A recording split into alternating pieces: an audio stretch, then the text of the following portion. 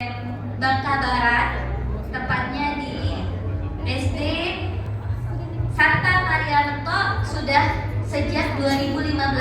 Tadi perkenalan singkat sudah oleh MC dan kelas berbagi hari ini dengan judul yang sudah ditampilkan di layar akan saya moderatori. Bapak Ibu, informasi tambahan, Pak Suwito ini juga jurnalis di DAAI TV Indonesia dan juga sebagai kontributor di DAAI TV Taiwan. Berikan tepuk tangan Bapak Ibu, luar biasa prestasinya Bapak Ibu ya. Oke, kalau sehari-harinya akrabnya dipanggil Lause ya. Oke, karena beliau sebagai guru Mandarin Bapak Ibu. Artinya ini luar biasa sekali, CGP kita hadir dari berbagai latar belakang pendidikan. Tidak menutup kemungkinan siapapun bisa menjadi guru penggerak. Baiklah, waktu dan tempat dipersilakan kepada Pak Suwito. Baik, terima kasih Ibu atas waktunya. Baik, sebelum saya mulai, kita nyanyi sama-sama boleh ya? Biar membangun cek sound. Oke. Tahu lagu kita belajar Pancasila, Bapak Ibu? Kita mulai dari lagi. Sadarilah masa berganti, tantangan yang kita hadapi, bergandeng tangan untuk negeri, era kita menanti berseri. Tepuk tangan untuk kita semuanya. Saya tes ya, kalau saya bilang CGP, semuanya bilang siap 3 kali. CGP hebat 3 kali, bisa? CGP siap.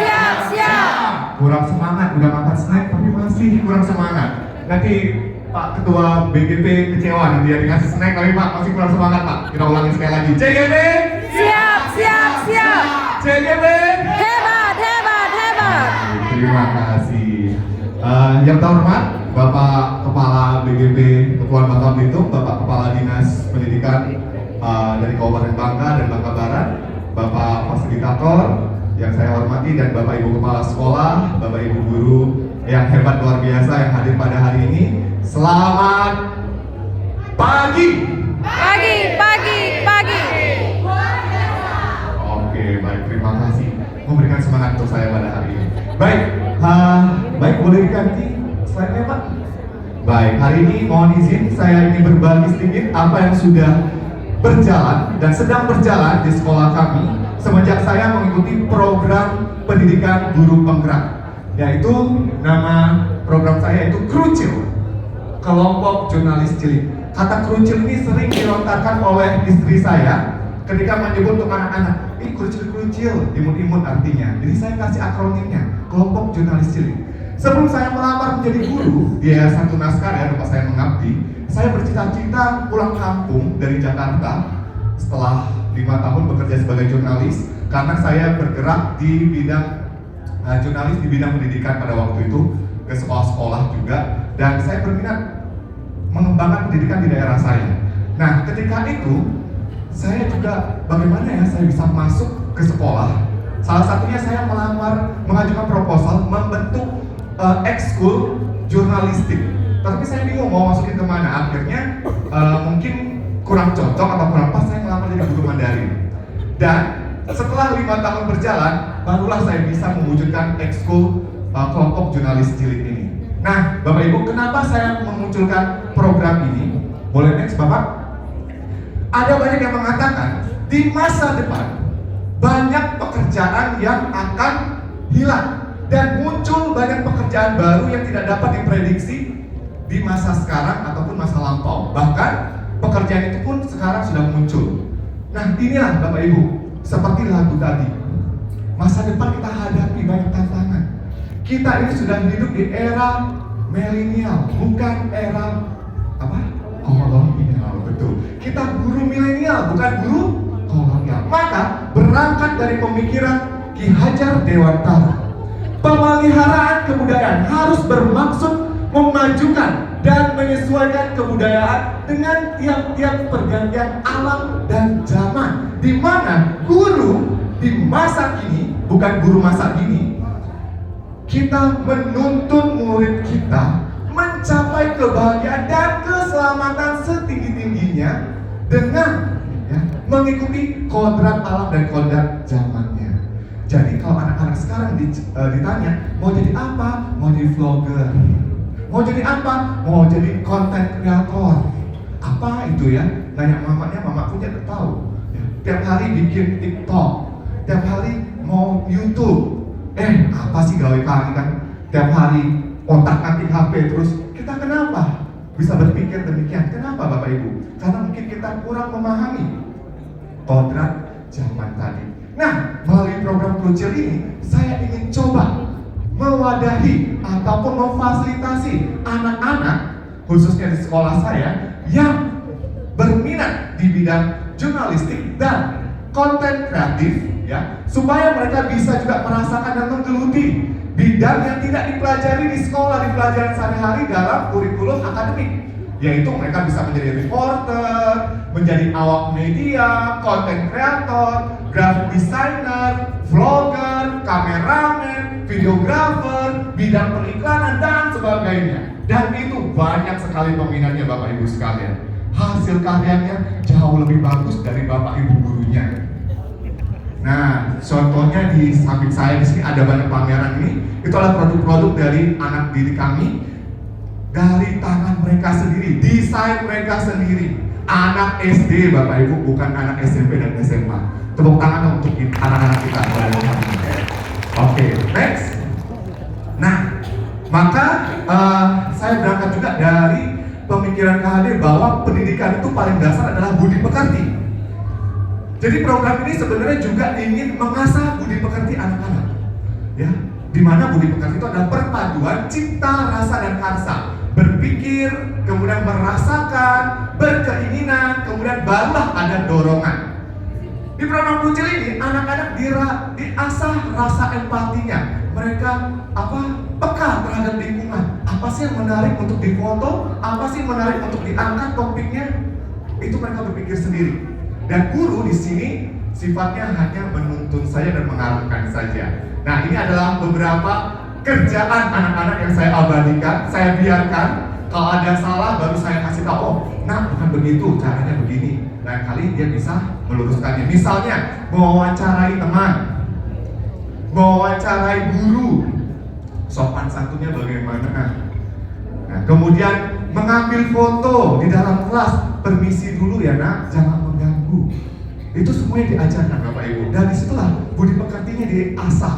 Dan mereka menjadi peka terhadap lingkungan. Dan apa yang mereka lihat di sekolah dan sekeliling mereka abadikan dan mereka rekam dengan gadget yang mereka punyai. Ya, oke, next. Oke, nah ini adalah alur pelaksanaan yang sudah saya jalankan. Sebenarnya ini menjadi program kerja saya, tetapi entah kenapa saya bernafsu dan menggebu-gebu untuk segera melaksanakannya. Jadi semenjak modul 3.3 tentang program yang berdampak positif kepada murid, saya langsung eksekusi menjalankan bakja itu ya, B dulu, yaitu buat pertanyaan. Ya, saya bertanya-tanya, apa sih, seberapa besar sih kreativitas anak-anak di sekolah saya? Saya lakukan survei menggunakan Google Form. Ternyata dalam hitungan 30 menit sudah ada 30 responden anak-anak yang menjawab.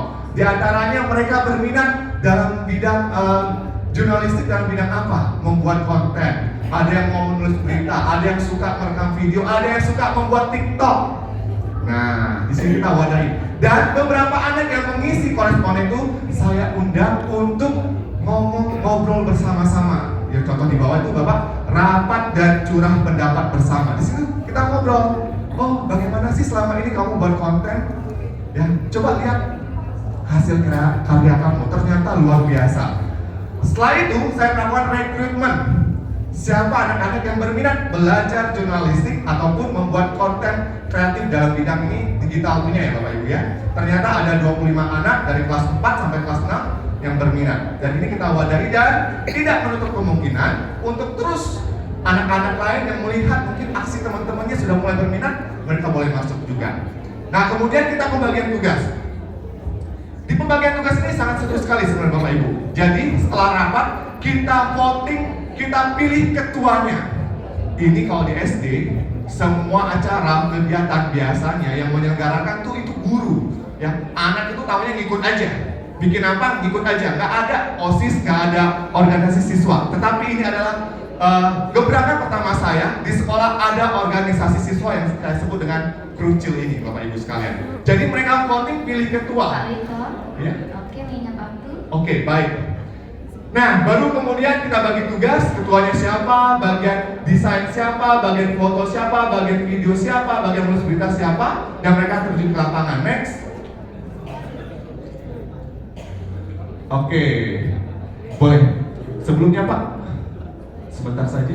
Nah, jadi dalam program ini kita berusaha untuk berpihak pada murid, kemudian mengakomodir kebutuhan murid apa yang mereka mau. Selama ini kegiatan ekskul di sekolah, saya yakin Bapak Ibu, terutama di SD, itu bukan dari pendapat anaknya, tetapi dari guru dan sekolah yang menentukan. Murid suka atau tidak suka harus terima. Ya, tetapi tidak ada kegiatan ekskul yang dari hasil pendapat siswanya. Di sini kita berusaha untuk menampung pendapat siswa juga. Next. Nah, targetnya sendiri ada siswa kelas 4 sampai kelas 6 yang berminat. Ada yang berminat tapi tidak berbakat. Tenang, kita ambil keterampilan coach, memaksimalkan potensi siswa dalam proses kreatifnya, sehingga mereka bisa mengembangkan diri. Ternyata banyak juga. Kemudian, next saja. Next, karena waktu. Nah, ini susunan pengurusnya, ada kepala sekolah saya, Bu Maria sebagai penasihat, saya sebagai pembina, ada ketuanya yang dipilih langsung oleh anak-anak dan ini personilnya. Next. Jadi sana mereka belajar sendiri ya untuk berorganisasi dan melatih kepemimpinan. Dan ini adalah Carlos Hayden namanya, dia belajar memotret. Ini baru hari pertama dia pegang kamera DSLR dan dia senang luar biasanya. Dan dia minta sama papanya, Pak, nanti angpongin saya mau beli dong. Berapa harganya Lause? Saya sudah cari Shopee, karena dia sudah cari Shopee. Katanya harganya 2 juta. Itu yang kaleng-kaleng punya. Mau tau nggak harganya berapa? Terkejut harganya, oh nantilah tunggu saya besar aja. Hari ini pakai yang sekolah punya aja deh. Saya mau foto-foto katanya. Oke. Kita lihat hasil jepretan Carlos Hayden. Next. Nah, tidak kalah dengan jurnalis FIFA Cup ya Bapak Ibu ya. Berhasil memotret adegan dengan ekspresi yang sangat luar biasa. Next lagi, ini ada anak yang kalah, yang adik kelasnya kalah, kakak kelasnya menang, merangkul kesetiakawanan dan sportivitas, ditangkap oleh si Carlos Hayden tadi. Luar biasa sekali. Nah, ini guru aja nggak mampu bekerja demikian. Oke, next. Ini adalah hasil karya desain, didesain sendiri oleh mereka. Next Pak.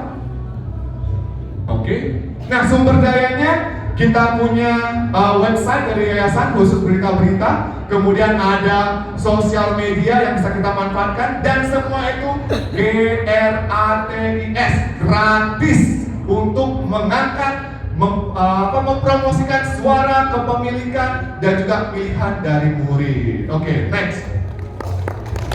Terakhir. Nah, ini adalah pendapat testimoni, termasuk orang tua sangat mendukung sekali. Mereka sangat senang, sangat bersemangat. Nanti di next saja, oke, karena waktu.